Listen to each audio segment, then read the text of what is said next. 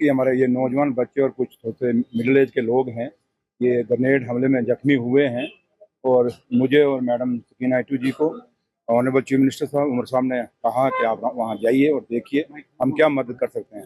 हमने superintendent madam से भी बात की, हमने कहा अगर इनको कोई बेटर ट्रीटमेंट के लिए कहीं बाहर जब भेजना पड़ता है तो उसके लिए भी गवर्नमेंट करेगी, लेकिन वो कहते हैं कि यहाँ हम कर लेंगे। तो लिहाजा दुख की बात है। और जैसे ऑनरेबल चीफ मिनिस्टर साहब ने भी आज कहा कि ये बंद होने चाहिए, क्यों हो रहे हैं, रोज रोज क्यों हो रहे हैं, जो सिक्योरिटी फोर्सेज हैं वो क्या कर रही हैं, ये खाली हम एक दूसरे पे टिप्पा टिप्पणी करेंगे उससे बात बनने वाली नहीं, इनको रोकना पड़ेगा।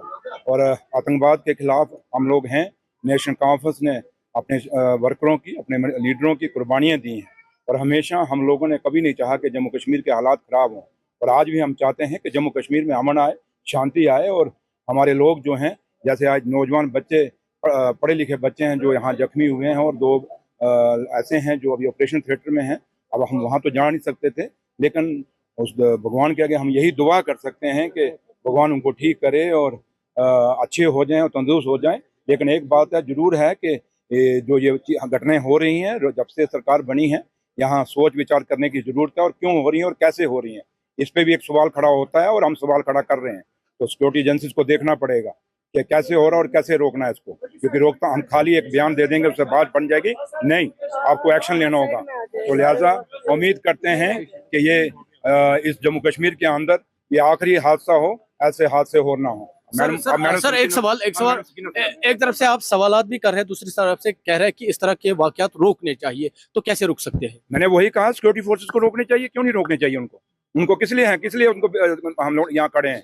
क्या खाली तमाशा देखने के लिए खड़े हैं कि हमारे बच्चे जख्मी हो जाएंगे और हम देखते रहेंगे? ये कभी नहीं होने देगी ये सरकार, क्योंकि हम चुन के आए हैं, हम नॉमिनेटेड नहीं है, हम इलेक्टेड लोग हैं, हमें किसी ने अपॉइंट नहीं किया, हमें लोगों ने अपॉइंट किया, हमें लोगों ने इलेक्ट करके भेजा। तो इसलिए हम ये कहेंगे कि ये रुकने चाहिए, सिक्योरिटी फोर्सेस को इसके पे एक्शन लेना होगा और जो भी ये हालात बन रहे हैं इनको रोकना होगा। ये रोज रोज की घटना नहीं चलेगी। एज ए हेल्थ मिनिस्टर क्या कुछ आश्वासन आपने इनको दिया है, किस तरह की रिलीफ सहूलत इनको मिलेगी? हम तो आए हैं इसीलिए कि अगर इनको कुछ भी ज़रूरत हो, कुछ भी करना होगा इनके लिए, वो गवर्नमेंट बिल्कुल तैयार है। यहाँ डॉक्टर्स हमारे बहुत काबिल हैं, इन लोगों ने भी कोशिश की है कि जल्द इनका इलाज हो सके और इलाज चल रहा है। सभी पेशेंट से हम मिले, सिवाय 2 के जिनकी जो सर्जरी थिएटर में है, ओटी। तो इसलिए हमें जो भी पॉसिबल करना होगा वो हम जरूर करेंगे ताकि हम इनकी जानें बचा पाए। नंबर्स अगर जानना 11 जी। असेंबली का पहला उससे पहले आप नहीं होने चाहिए, ऐसे अटैक्स नहीं होने चाहिए, ये बदकिस्मती की बात है और ये एक सवालिया निशान है कि ऐसे अटैक्स क्यों हो रहे हैं।